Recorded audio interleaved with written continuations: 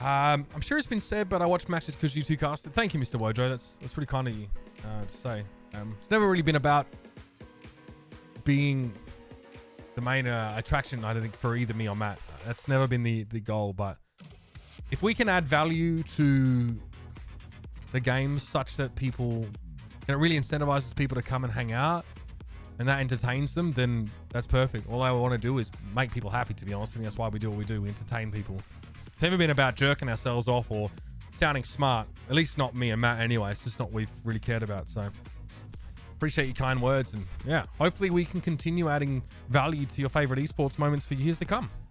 Let's do map 6, huh? Let's just listen to how we break down the end of this map. All right. And I know behind his Widowmaker there, heroics at the end, they push this to game point. Matt, that is a flatter deadlift from Prophet. 19 of Soul's Oh no, that's what happens here. Okay, so remember how I told you guys that I have a graphics, I have a tablet with the stats on it. I actually misread it. I misread the stats. So I'm about to say that Prophet has 19 of 38 kills, I think, for Seoul Dynasty, but I think I was looking at how many kills the Shock had, or I read something wrong about this. Yes, it's a visual cringe because you guys can't see the stats, right? So I could have just made something up like Maven did back in COD, just for fun, and not get in trouble for it. But I realized that this is not correct. It's not a flatter deadlift. And I think because I think the Seoul Dynasty had more kills in total than San Francisco. So it was 38 kills was the Shocks, not the Dynasty's total. Either way, this is an incorrect call, and the way I walk it back is less than graceful. kills, almost, in fact. Doesn't quite get there. Yeah, so very quickly, I'm like, almost, in fact. But like the way that I launched into that, I sounded so certain of myself. So now I have to walk it back. He at least half of the Shock's kills all on his own. So, yes, he had half of the Shock's kills. The Dynasty actually had more final blows in that map, which can happen with really close games, right? But I read the wrong team, and I saw the Prophet had 19 final blows. Seoul probably had like 42 or something like that, so I wasn't quite it. It still wasn't quite enough there. San Francisco get their nose back out in front. Okay, so I gloss over it. In reality, maybe you're listening and you just don't think anything of it, right? But now I've pointed it out and you can't unsee it, and that's fine. Like I'm not here to, you know, just to jerk myself off. That was a mistake, but yeah. But both teams have a chance to breathe. We'll be back, ladies and gentlemen, after another break. Our experts are on deck to break the action down. So it's this is a throw to watch point. Right now, I'm trying to find the quickest way to drown myself. I know I'm furious off camera, but again, the show's got to go on, so I throw and then I can rage at myself in the break. Oh man, this game was so good, man. I just wish it was a more normal time of day. Anyway, okay, map number 6 is Hollywood. Many of you remember how this one goes. Prophet's just so good. He deadlifts the other team. I know. I just wanted so bad. Here's the problem. Sometimes as a caster, you want something so bad that you see it. Like, you know what I mean? Like, you make yourself see it. Yeah, I was not happy with how this went, but that's fine. We got to move on, you know, especially when you're casting. Like, you don't have the luxury of just indulging in how pissed off you are about something incorrect that you said. You just got to suck it up because it's not about you. All right? Casters. It's not about you at all. It never was. Let's do map number 6. Again and again, the Seoul Dynasty have defied expectations and the odds to continue moving forward in this tournament. And now at this point, we're heading into map 6 in our grand finals presented by IBM, Matt. And they're going to have to do it once more on a map that they didn't look so good on against San Francisco earlier on in this grand finals run. So we actually saw Hollywood played between these two teams. So we actually have recent data about it.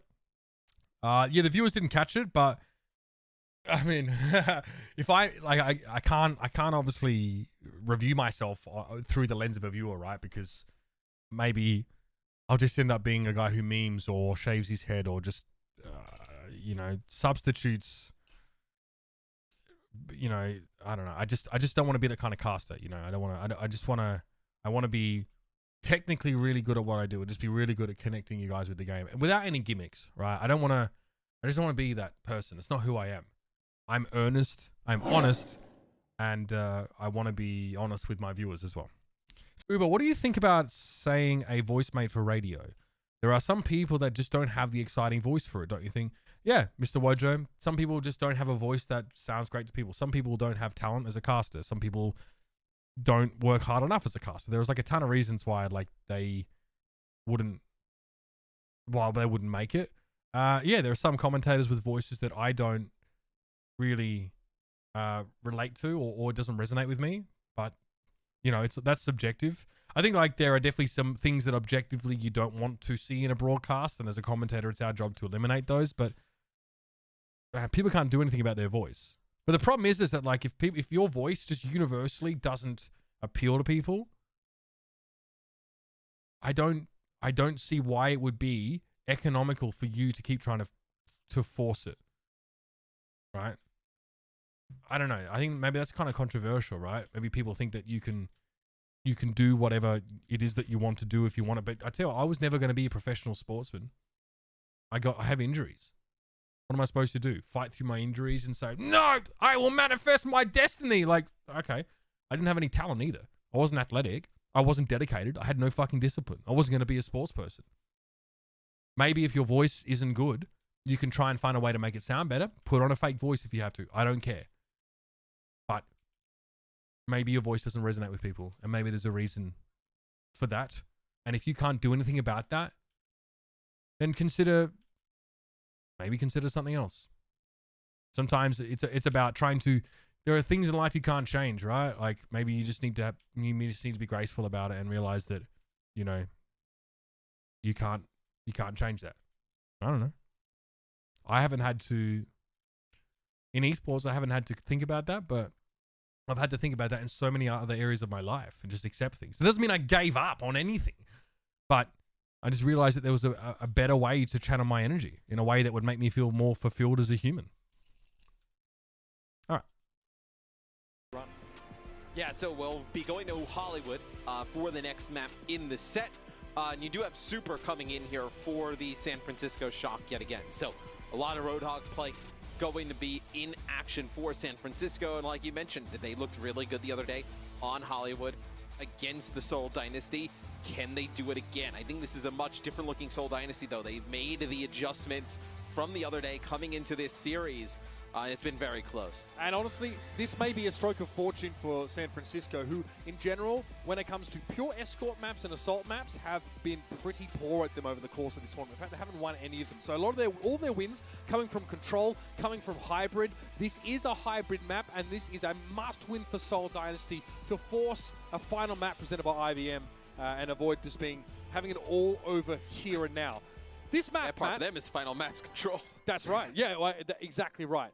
The tough part for Seoul is that... So the story is that Hollywood has been good for San Francisco. Historically, San Francisco have a win on this. So we want to set some expectations early. We are okay if those expectations are subverted. We are okay. Like, much in the same way as Hanamura, we are okay. And we leave the door open for Seoul to actually kick ass on this map. But it's not biased of us to say that San Francisco looked better on this map beforehand. It's just not. It's not. It's not biased of us to make the story about the Dynasty having to do better on this map than they did before. It's a matter of fact, you know? You know, they had a lot of problems. That all of the Shock's wins came from hybrid and control maps is so crazy to me. Well, the vast majority of them. Yeah. Breaking San Francisco. They lost a bunch of payload maps, right? Like in the lead up in this grand finals is what I'm referring to. Cisco's hold on point A, but the treacherous part for attackers on this map is point B. So we're talking a bit about the map now because in this meta, double sniper, it's so hard to attack this Westworld phase of the map. Against double sniper on this high ground here, what we've dubbed the Westworld phase of the map, it can be really, really hard to break defensive. Wow, I mean, I should just let myself speak for myself, huh? Holds. Seoul Dynasty have given us magic time and time again in this series, Matt, to stay so strong.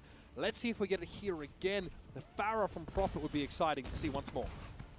Yes, I fully expect it. I think the Shock expect it as well. with Violet on the Batiste already. It's just, can you get value out of this Pharah? He has to play so good on it, like so safe, because you're not just dealing with Ans on the Widow, right? I mean, Striker on Ashe is just as top tier, top caliber. It's so difficult to play the Pharah in a 2 hit scans, let alone 1. We'll see if Prophet's able to make it happen. If there's anybody who can make it happen, it is Prophet. We've seen teams so locked into a meta over the course of this tournament. All but the Dynasty. We saw Genji, an incredible pick from Prophet. A mercurial hero at the best of times, but he got everything out of it that the Dynasty needed. So we want to talk about here, you know, your expectations for the meta and the heroes that we've seen so far. You can actually shelve them. You can shelve them for this game and say, the Dynasty have been playing weird stuff. It's something to look forward to, right? You want to see Pharah? You want to see Genji? Well, Dynasty are doing that weird shit, you know?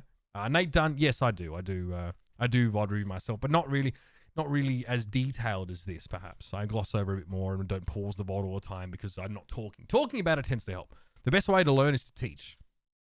And of course, the Pharah, I mean, this is vintage Prophet. We've also seen him play Ashe in this series. We've seen him play Hanzo. I mean, the Trace is there as well. This guy can play everything. I mean, and it's pretty hard to argue that he may be one of the greatest players who's honestly ever touched the game of Overwatch. I still stand by that, by the way. Shock, though, they're the one that wants to walk away with a trophy as well, of course, and Arndt will go up for an early grapple, sees nothing. Toby's down early. That's not what the... That is crazy. That is crazy. Striker... Did you see what happened there? Striker got hooked, booped. I think Prophet actually conked him forward and he still got a kill. Dynasty are looking for it all. It's traded out at the very least. Still. Great save by Gesture. Seoul Dynasty able to recover. And what these Shock try and do is they try and throw the Immortality field to the left and push in behind it.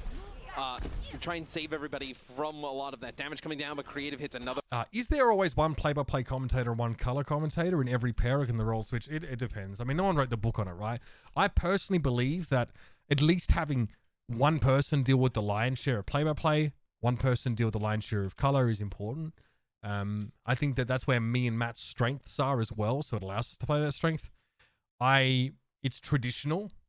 There are some commentary pairs that overlaps a little bit more with, but I see it doesn't work as well in my humble opinion. There are some commentator pairs that can pull it off, but I think a lot of them do it because they're very tenured. They already have the fan love it. They could shit on a desk and people would upvote it on Reddit, and they can sort of just do what they want. They don't have to be so rigid. They can just chill.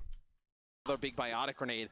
I don't know if you can live through another fight like that, though. Like when I cast with Bren, I had to do more color than I normally did. I tried asking Bren a few questions. He was like, oh, maybe just less questions. So I did a little bit more color commentary there.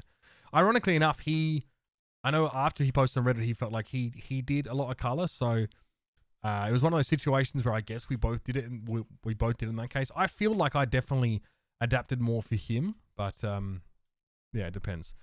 How do you feel about the third man guest commentators? It's fine. It has to be 2 color commentators and 1 play-by-play guy, though. It's awful trying to be double play-by-play. And so take it from me, by the way. Take it from me as someone who's had to cast with Doa and Monty in a tri-cast, and as someone who has to cast with Crepo and D-Man in a tri-cast. It's really hard if it's 2 play-by-play commentators. Not a fan. If you lose your Mercy early on, you're gonna be also, I had to tri-cast with D-Man and Jason Kaplan as well. So it's hard with 2 play-by-play guys. in trouble. Because you don't know who's supposed to be doing the play-by-play. 3 minutes and 11, so that cost him about 50 seconds of shock. And Prophet, there's big stuff is positioning now. Super gets hit with an accretion. Striker somehow coach gunning himself upwards and trying to find the 180. It's Gesture that's gone down though. Super's been effective at shutting the enemy Roadhog down, but he was clinging on to life himself.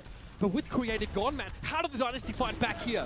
Look at that aggressive move by Violet onto the point, by the way. He's 95%. He knows that he can actually just solo people with window if he needs to. They've done the hard part. They get through the choke. It's going to be almost impossible for the Dynasty to fight back. There can be more than one play-by-play, but you have to use hand signals in that case, I think.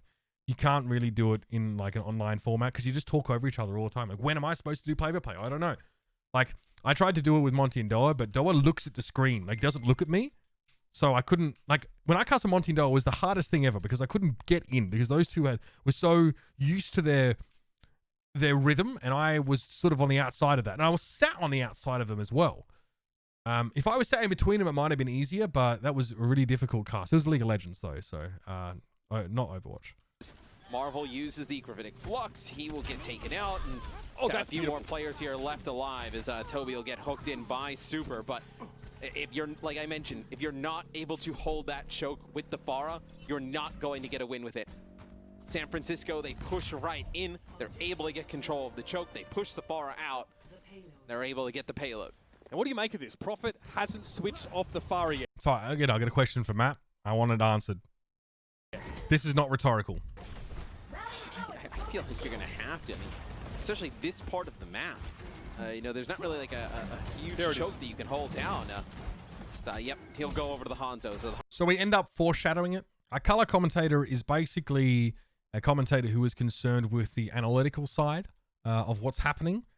It's similar to someone who is an analyst on the desk, except obviously it happens in real time and not after the games. So color is more concerned with the how and the why of things.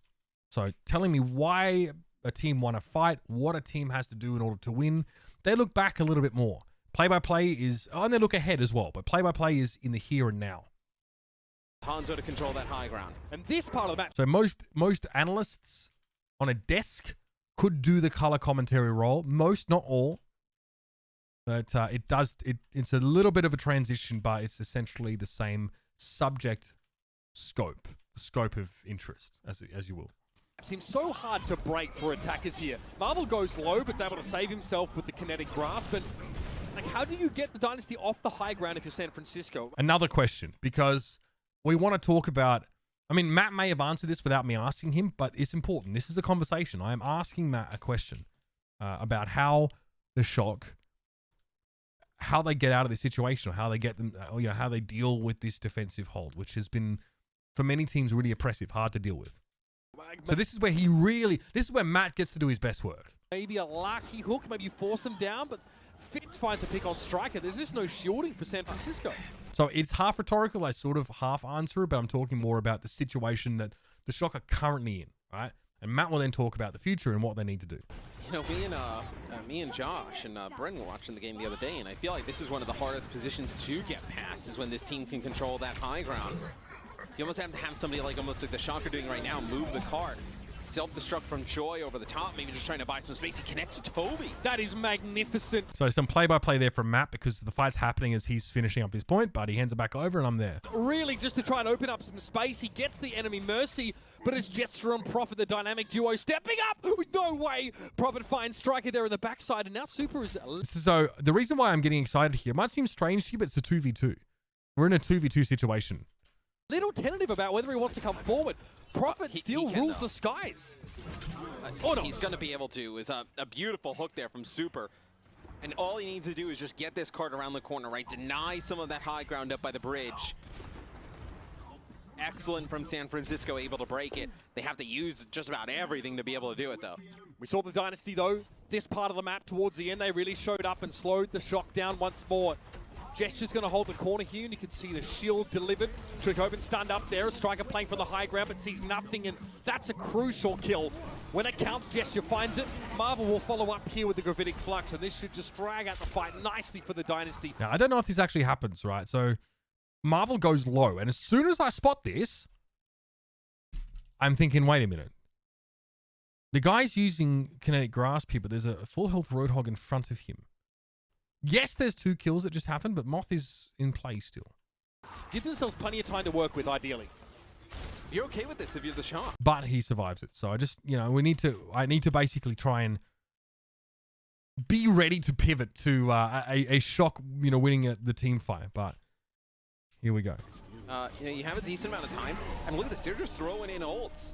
You do Gravitic Flux, Dragon, you're okay with that. I mean, you came in with relatively nothing for San Francisco. So he's trying to sort of speak to what San Francisco are thinking, feeling, experiencing right now, seeing the Dynasty fight this way. The Dragon Strike was definitely interesting there. For some reason, maybe Prophet may have felt that he was under pressure or the team was under pressure. But Matt's saying, like, if you're the Shock, I think you're okay with this, right? It's really important that he can sort of say, hey, I know there's a lot of ultimates. I know that Seoul won the fight, but did they really? No. And this is where he gets to discuss the ramifications of this fight or the ramifications of so many ultimates being used. So now, in his role as color commentator, he's looking ahead. He's asking, what's the consequence of this fight? And how does it affect the next 2.5 minutes, 3 minutes? You know, you get in, you do a little bit of damage, you get them to expel some ults. Now you come back to fight again. The bad part is, we'll see what Seoul Dynasty decides to do. Yeah, no, this will be the bad part. As they want to take this high ground yet again. They know how strong this roof is. This is huge for the Dynasty. Fantastic presence of mind to know that this is where they need to be. On top of the saloon, they reclaim this hard-fought territory. So make it clear that, yes, the Dynasty used some key ultimates, but they have a really big positional advantage. And this is where they want to be. I mean, maybe with one more ultimate to their name, but beggars can't be choosers here. And the Shock had to go and do it again. Incredible Widow play from both sides. Violet and Prophet both fall, but it's definitely the Dynasty who get the better end of that trade. Let's see what the reses look like. Super. Just at the last second, Super hooks Toby in as he's resurrecting. That's big. Now he's hit with a biotic grenade, though. Somehow able to find a hook on Toby. Gesture's mad. Big Brother comes to the rescue. And then Moth gets a res there. So must be frustrating for the Dynasty. Must be like trying to, you know, hold a handful of grains of sand because they keep slipping through. As soon as, for the moment that Gesture turns back towards Super, there's Moth getting a resurrect here. Yeah, as what the Shock decide to do is, instead of trying to fight that high ground, just get up towards it. Ooh, Fitz with another headshot.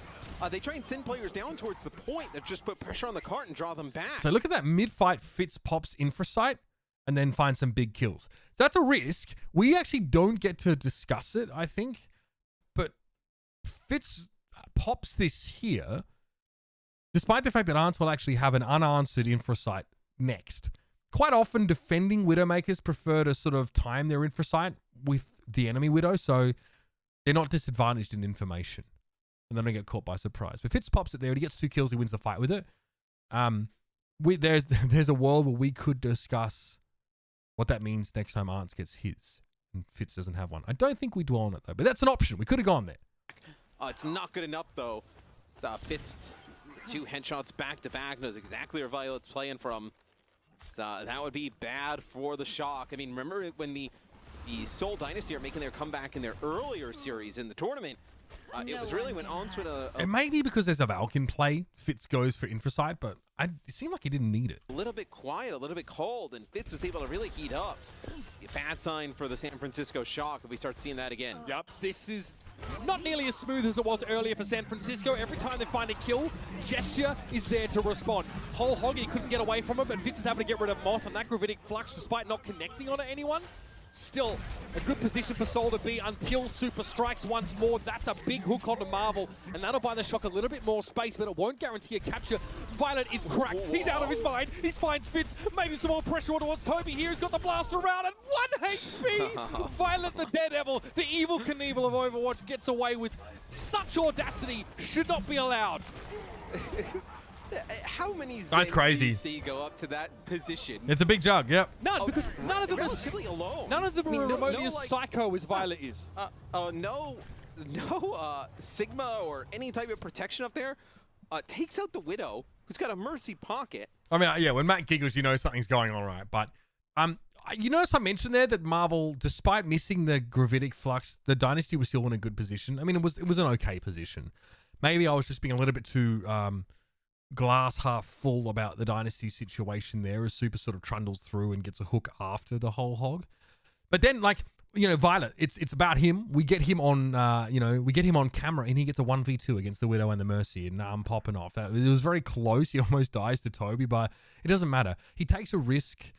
It's the kind of play that you wouldn't expect to see, and you got to pay that off. You get excited about it, right? Like, it's not manufactured, my enthusiasm for that play. It's legitimate. It's crazy stuff, and he's making it work. So, yeah. And then takes out the Mercy as well. Just a wild play from Violet. But look, talking to our resident Widow expert, the Brito Maker, rest in peace, he mentioned that it is hard to hit the Zen with that sort of left-right straight move. Even when you're boosted by a Mercy, it doesn't mean the shots are easy to hit. So I'm just trying to mention, so yeah, I guess in that moment I'm sort of saying, well, hey, it's my job. I'm just trying to say, hey, obviously pretty crazy that Violet gets the 1v2, but maybe trying to explain like why it happened, or maybe if Fitz just went with the SMG damage boosted, then it would have been an easier kill on Violet. But you know, these things happen, and this is why. I feel like otherwise it's just a bit disingenuous to be like, oh, I can't believe he got rolled by that, like, haha, because it does actually happen. Zen is kind of crazy like that, so you know, we're giving credit where it's due, but we're not overhyping a play like that. I mean, that's incredible presence of mind, but what a sleep. Striker though will be sat on. That's not going to be enough. Choi try. I think Choi was there to body block or at least throw up a shield in case Creative threw a bio grenade. I don't think he expected the Dragon Strike. Tried to protect him, but the Dragon Strike will chomp him up. Overall, though, this is a pretty good defense for the Seoul Dynasty. You can get a hold here. You have Infrasight, you have Whole Hog, and the Nano Boost. You get a hold here. All you have to do for Seoul is just do not let them finish the map. Gives yourself a really good shot here going into their offense. That's all it took on Hanamura, and they really followed up after that. To finish Gibraltar, didn't have to play the rest of the map. Seoul looks so good there. And they've got everything they need right now.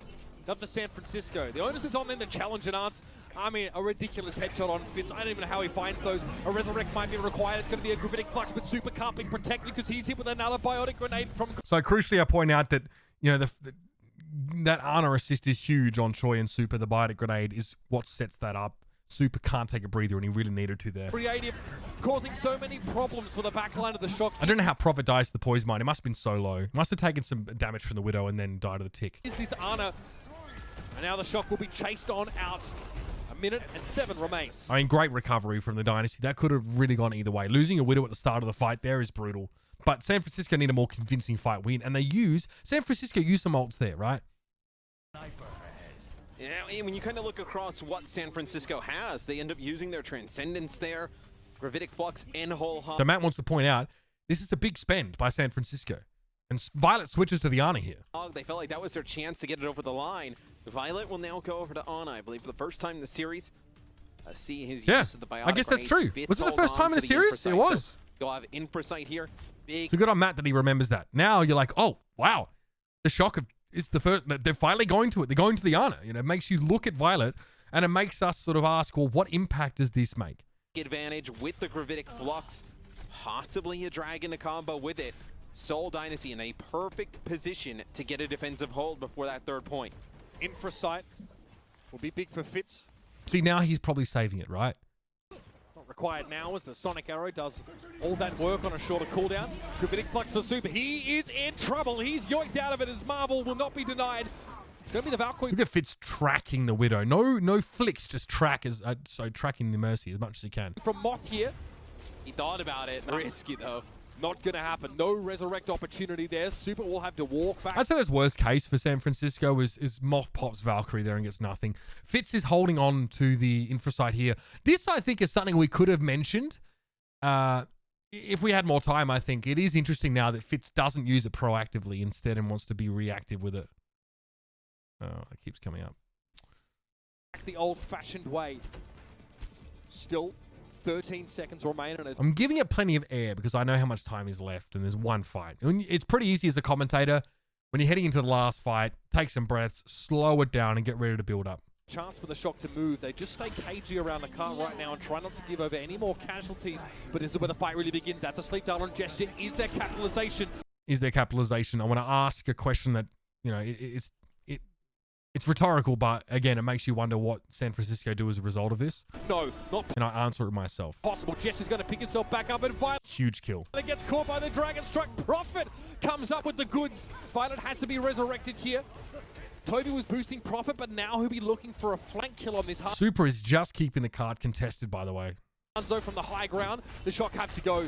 They have to keep on the cart now. Super dodges the accretion. One comes out. And Striker with 2. They find Toby Prophet on the high ground. And now he gets to flank. Gesture with a whole hold keeps most of the Shock off the cart. But now... I mean, that's crazy that the San Francisco Shock keep touching despite there being a whole hog in play, and Striker gets his 3rd kill. They return. This is how you win a series. It's all orange all the time on the card.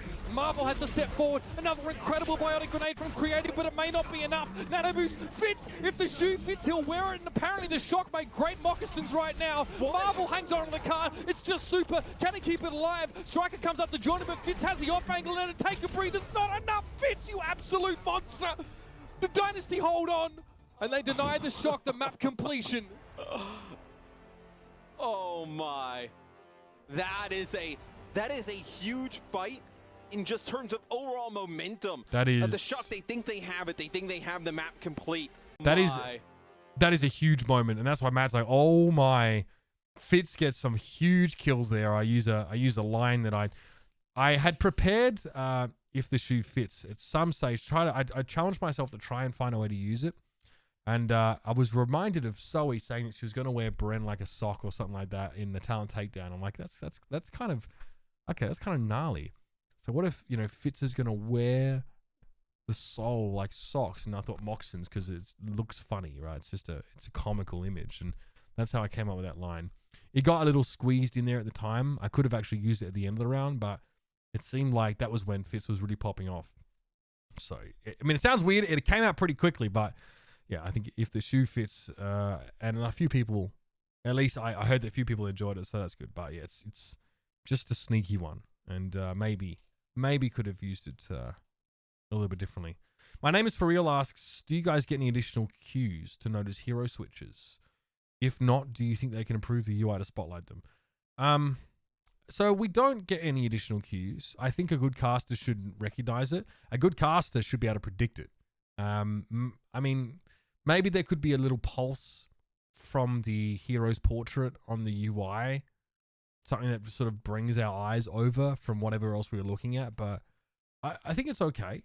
Yeah, I think it's all right. There is a flash, right, as they switch. It's subtle, but in my opinion, if a caster misses that... Casters will miss that stuff. I'm sure I have before, but generally you should know. Generally, you should be like, X is going to switch right now. If you're really in tune with what's going on in the game. That is a huge fight in just terms of overall momentum. The Shock, they think they have it. They think they have the map complete. Fitz with 2 headshots back to back. Marvel on the point, Mitch. He gets hit with the nano boost. He builds up a gravitic flux.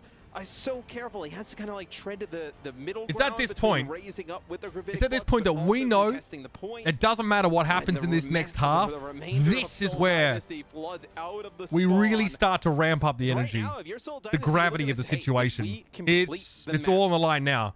Soul just got to finish the map to force a map 7. Look at this from Fitz. Absolutely absurd. He styled on Arns this entire map. Look how low he is. He's still looking for the flank. No concern for his own safety. Oh, these shots are just so crisp. Well, he's just killed 2 of the hardest heroes to hit in this game. Like, those hitboxes are impossible to hit. I mean, Fitz has 11 kills, 4 deaths. So here's where I'm actually referring to the stats on my little tablet that I have. Arns is 4 and 3. So I want to point out that Arns is getting rolled. He's getting rolled. That is the Widow difference you're witnessing right now. And that's what kept Soul alive. Incredible stuff. And now they know what they got to do, Matt. You said it. Finish the map, force map 7. And I think the 2 bigger differences, or biggest differences, I think you would say early on in the series was Ans's ability to win the Widowmaker battle, and then also super on the Roadhog was just dominant against Gesture early on in the series. Both of those things have come back to about an even game. Gesture has started to play much better as the series has gone on. Same with Fitz. Again, it's creative. He's the player I'm looking at. These biotic grenades are disrupting the Shock so much just when they think they're safe, just when they think they can heal up. And actually, the Shock give up so much of this choke here, though, so they allow the Dynasty to take the high ground. And like on the face of it, it looks like the Shock just put themselves in a weaker position here. So I'm saying that hoping that Matt picks up on this. Maybe this is not interesting to him, but I think where the Shock are playing from is kind of interesting, right? They give up high ground so voluntarily, and then they kind of just allow the Dynasty to walk in. And why? Does Matt explain? Or is it important? Who knows? It's up to him now. I've given him the option. They were trying to potentially play a little bit closer, maybe challenge that high ground. but Violet got hit with a shot, and they needed to kind of back up, make sure he was okay. There you go. So Matt explains why this like stranger positioning happens, because no kills have happened and the Dynasty have sort of wrapped and sort of dropped onto point here, which, I mean, they just don't have good sight lines. I mean, they still have Hanzo playing from here, right? So they haven't given up all of them. And presumably Ants is in a decent spot as well. He might be just grappling on the other side of the wall right now, but Ants has been very quiet. Before kind of coming back out. Striker playing KG. They get gesture early. Striker playing KG. I say that because he was trying to stay safe, right? But it's a quick transition into the kill on gesture. May still be a resurrect there. Point out that there's a chance that he gets brought back into the fight based on where he was killed, and now I'd have to pivot to a kill on Striker. And Striker goes down, so it's a trade. And I point out that it's a trade in Hanzo's, but already another kill's happened, so I need to keep up with the action here. Now, you see Super push up here, try and take space and make that resurrect possible. So obviously Super's positioning implies a little bit about what the Shock are trying to achieve here, and they get Striker back. And then Striker pays that off instantly. San Francisco get to take a breather here now as the Dynasty are a little deep, may get staggered if they're spotted here. Creative is deep in enemy territory. Yeah, I want to point out obviously that there are some players that have remained here, right? It's the Ana, it's the Mercy, and it's the Hanzo. Now, this could be a bait, an attempt to draw San Francisco up or over the building to put them in line of sight of or whoever's standing over here in the choke. So, you notice that I'm a little bit quieter, right? Because it could be a debate, and I want to build some suspense. But they're not being aggressive, the San Francisco Shock. They almost want the Seoul Dynasty to kind of push on in and set. Yeah, so this is a subversion. Okay, well, the Dynasty trying to bait San Francisco, but San Francisco are saying, well, no, you have to come to us. This is composure. San Francisco are 2.5 minutes away from winning the Overwatch League, and they are still saying, no, you come to us. The onus is on you, Seoul.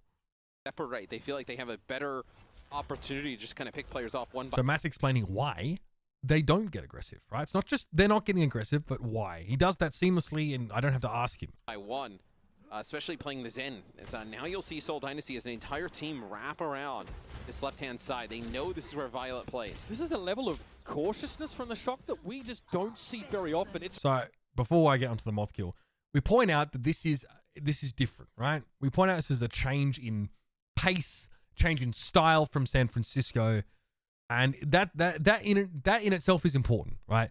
Why? I mean, you can infer as to why they're playing like this because they want to win, right? But oh dear, we have a Mercy kill.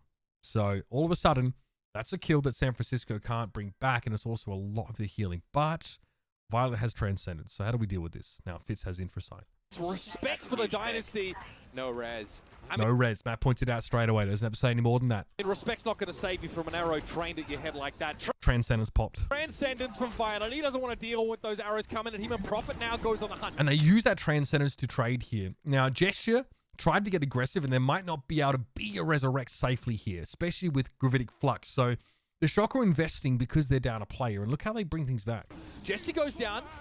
Toby. Again, just a standard goes down there for Gesture, even though clearly there's probably Accretion and Discord all involved in that kill. But I don't feel, as a commentator, there's maybe enough time to delve into the micro mechanics that they pick on Gesture. Can't resurrect right now. That hurts the Dynasty in a brief pause there as I wanted to see if there'd be a resurrect. There wasn't. Violet gets picked off, though, by the Widow. Big wave, but still, Fitz is able to find a big pick on Violet now. But look where Super is. He is in there like swimwear. So he is looking for, these backliners, and he's not respecting Marvel. Super had an incredibly good Hollywood. Gobin has no idea where to be looking. Super gets rid of Creative, though, and in a long fight, the Dynasty might struggle. So the Dynasty might struggle in a long fight because now I'm not specifically saying why, because I don't have the time, but obviously just having one healer missing, you're gonna have less throughput, right? Toby pops Valkyrie, and that might be why, because they're down a healer, but losing Creative, losing the Biotic Grenade is pretty nasty, especially because, you have to get Super with your snipers. Super's playing in a position right now where Fitz and Prophet can't see him, I don't think, and who's going to kill him out of Gesture or Marvel? Probably neither of them, right? Prophet's flanking for Moth. So this is a play that's being made.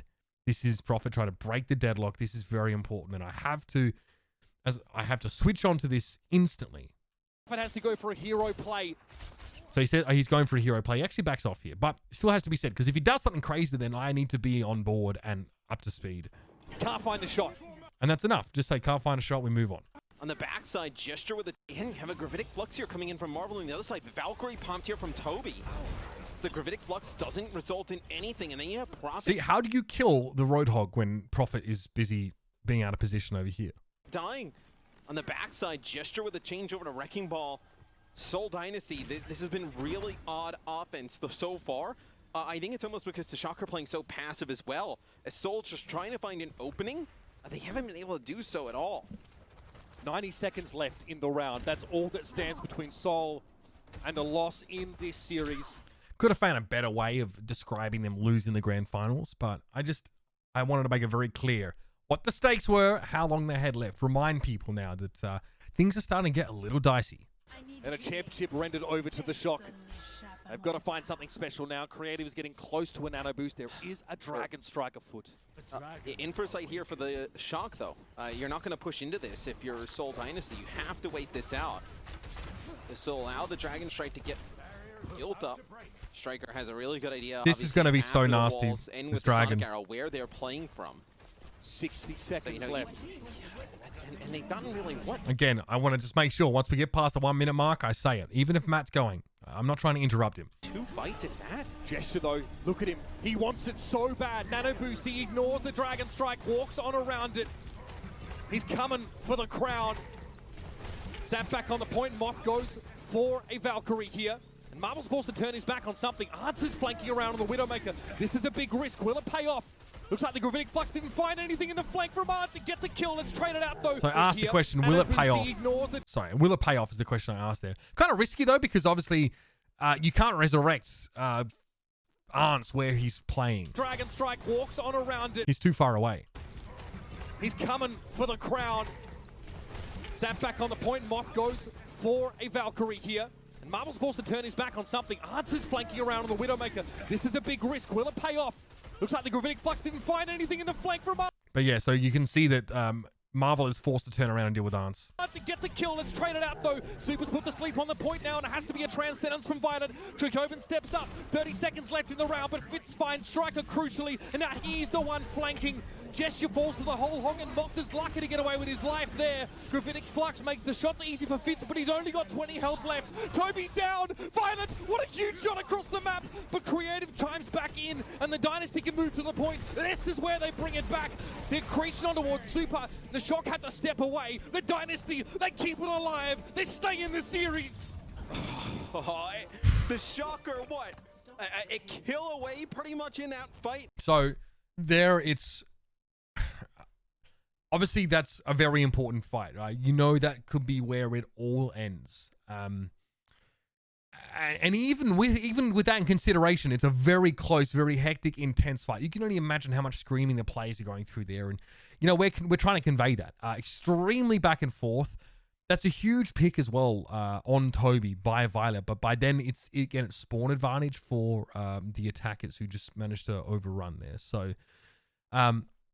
I'm pretty happy with the commentary there. I'm glad that I point out that Fitz has an easier shot against people after Marvel has used the Gravitic Flux, but he was too low to peak and actually get those kills. Still, the Gravitic Flux is what helps him get across the line. So I cover my bases fairly well there. I don't miss anything too glaring, and I think in fights like that, that is what you're aiming for. There's always going to be a ton of stuff going on. Like, we could go through and we could just count all the things I missed here, but this is sort of the last phase of the fight. This is where... Right, so in this position, Violet just has Transcendence online, right? There's actually 1, 2, 3, 4 Shock players, and they're stood on the point. Now, this is after Arns finds that kill on Prophet. I can't see the rest of the Dynasty, right? I can only see these 2 players right now. I guess there is a flank, as we found out later on, but I don't know it. Gesture is hit with a Discord Orb, and there's a Transcendence like for San Francisco. So if I'm looking at this, I'm thinking that the Shock are in a good spot, but I have to be ready to pivot. So I keep the energy high and try not to mess up. Find anything in the flank from Arts. It gets a kill. Let's trade it out though. Super's put to sleep on the point now, and it has to be a Transcendence from Violet. Trichoven steps up. 30 seconds. That kill there is big. Striker gets hooked, but there was a Transcendence in play. He may not die there if not for the damage boost of Toby or the shot of Fitz there. So that's a big one. That is a huge one. left in the round, but Fitz finds Striker crucially. Like, a player died inside Transcendence. It doesn't happen often. And now he's the one flanking. Gesture falls to the whole hog, and Moth's lucky to get away with his life there. Gravitic Flux Clever from Fitz. He probably would have died to an orb from Violet. makes the shots easy for Fitz, but he's only got 20 health left. Toby's down. Violet, what a huge shot across the map. But Creative chimes back in, and the Dynasty can move to the point. Super's waiting on a take a breather cooldown, but he's going to get accreted here. This is where they bring it back. They're creasing on towards Super. The Shock had to step away. The Dynasty, they keep it alive. They stay in the series. 9 a.m. by the way. The Shocker, what? A kill away pretty much in that fight from winning the Overwatch League, and Seoul Dynasty battles back when it matters the most. This is going to be the hardest part of the game right here. If they can break this top setup straight away, Seoul Dynasty has a chance. So there you go. Matt sets a condition. If the Dynasty can break through this high ground hold quickly, then they can basically snowball like they did on Gibraltar, but Creative dies instantly to answer. So how do we react to Matt sets a condition? It's not going to be met by the looks. You know, 2 fights go the Shock's way up here. They're going to be way down in terms of the clock. One foul step from the Shock, though, and the Dynasty will be over them like moss on a rock, and they will be pushing that payload. They'll be taking the high ground. Now, I want to point out that it is a strong position by the Shock, that high ground, but it's tenuous. It's precarious even. If they lose control of it, then the Dynasty have like a ton of map control, a ton of line of sight for their snipers. Still a minute and 56 left. The Dynasty have time to work with, and there it is. That's the pick on Striker. But it's being resurrected, so I'm not getting too excited. Violet also getting rid of Prophet is big because I don't think Toby's in a position to res this safely. Resurrect Gesture's looking for the Mercy, but he can't get to Mock in time. That hook doesn't connect. Fitz looking for an insane peek. Choikyoban catches him with a Hyperspheres on his way down from the grapple. Yeah, and they're going to use a nano boost here onto Gesture. They know they need to open this up. That'll be a hook and a kill on a Choi. Oh! Get another one though. Striker with one, Ons with another. Unbelievable. This is crazy from Striker. That was where the Dynasty get back into this, but no. Snipers of San Francisco. Nano boosted Hog, by the way. The composure from Striker to face down and nano boosted Roadhog with full health and just take a couple shots, headshots of course, and take him down. At any point there could have been a hook that claimed his life. No, that's what I say. Like, I just wanted to make it clear how risky that was from Striker and how much in that moment he must have just been flying by the seat of his pants. You have to, if he doesn't hit those headshots on Gesture, Gesture turns around and sends him to Hook City. That is stone cold. Absolutely. Like, that's, I really want to try and convey just how ice cold a man's blood is if he's pulling that kind of thing off.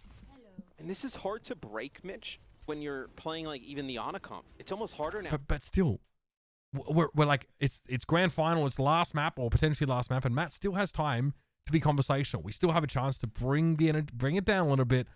And, you know, do some academic back and forth a little bit. Talk about win conditions again.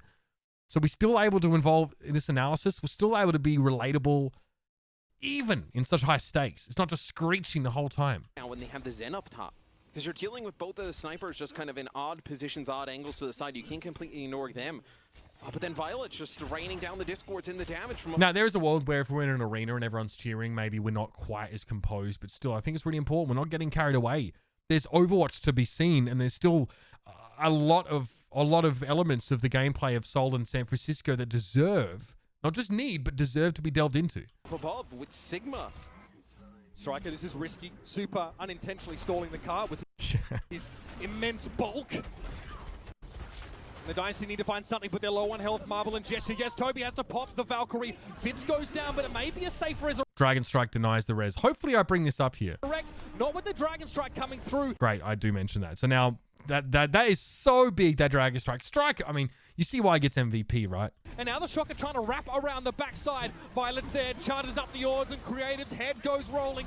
Transcendence is on the table. That's another wave. Again, we're in a moment now where like just basic bitch commentary doesn't work. So instead of saying that Violet gets a kill, it's Violet charges up the orbs and Creative's head goes rolling. It's a motive, I guess, but you know, it's that's where we are now in this series. I don't want to be just saying X gets taken down. For Violet, Choikyoban has been removed, but still plenty to... Like, some casters get paid too much money to say Ex-player gets taken down. Work was for the shock. Super chases gesture down, and 24 seconds remain. So I quickly refer back to the time, but now we're in. We're like, hang the fuck on, ladies and gentlemen. The Seoul Dynasty I don't know. This is like we're into the Twilight Zone. I don't know what happens on the other side of this. are on their And also, I'm very much in autopilot. Now I'm locked in. I'm not really thinking too much. So I'm hoping in the back of my mind that my experience carries me through this, allows me to do it justice. last legs. And the Shock have infosight here. They'll know exactly where they're coming from. They're not going to be able to push into it with ease. Whole hog to knock them back. Transcendence as well. Everything aligning for the Shock. Seoul Dynasty needs some magic here. Fitz. Magic in those hands, you better believe it. Prophet also has a Dragon Strike. It's all on the table now, and it's all for the taking. Prophet ascends to the high ground. Cart is on the move. Gesture, though, hit with a Discord Orbit, needs to be careful now, and that's a Gravitic Flux. He has to stay on the cart, though. This is a big Gravitic Flux from Choi. I mean, at this point, the Dynasty just don't have the ultimate economy to contest. This map was truly won in, you know, like I guess like a minute ago. From Marvel. Doesn't find much here and had to be a kinetic grasp on the way back down. Gesture falls, Toby follows. Dragover gonna chase in after Marvel, and the whole hog, a victory dance for Super, oinking his way to victory. Whoever said lightning doesn't strike twice has never met the San Francisco Shock, your 2020 Overwatch League champions. Unbelievable finish. At every moment in this series where there was like a need to respond, you know, a big play, the San Francisco Shock always came up clutch. And Seoul Dynasty pushed them to the brink in this match. Like no other team we've seen them push to San Francisco before. Very valiant effort from Seoul, but not enough to deny San Francisco their back-to-back champions.